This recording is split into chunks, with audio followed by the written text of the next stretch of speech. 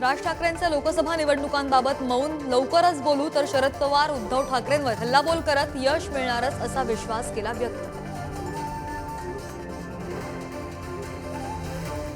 भास्कर जाधवांच्या पत्राने राजकीय वर्तुळात खळबळ, उद्या कार्यकर्त्यांशी साधणार संवाद, माझ्यासोबत विश्वासघातकी राजकारण खेळलं गेलं, जाधवांचा पत्रात उल्लेख। अफवेमुळे पुण्यातील शेख सल्लाउद्दीन दर्ग्याचा वाद आणखी पेटला, दर्ग्यावर कारवाई होणारी अफवेनं शहरामध्ये झाली खळबळ, अफवा स्पष्ट झाल्यानंतर जमाव पांगला, आज होणार बैठक।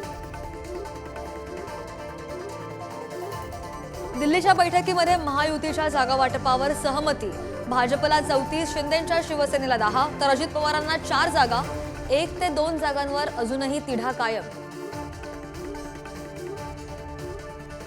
शिंदेंच्या शिवसेनेच्या काही विद्यमान खासदारांची तिकीटं कापली जाणार असल्याची माहिती, शिंदेंच्या शिवसेनेचे काही उमेदवार बदलण्याचाही अमित शहांचा सल्ला।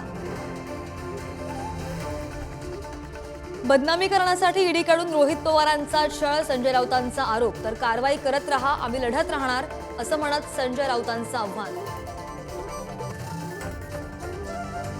बंगळुरूतील रामेश्वरम कॅफे बॉम्बस्फोटाचं कनेक्शन पुण्यामध्ये, संशयित दहशतवादी पुण्यात असल्याचा एनआयला संशय, एनआयचं पथक पुण्यात दाखल, तर रामेश्वरम कॅफे पुन्हा सुरू।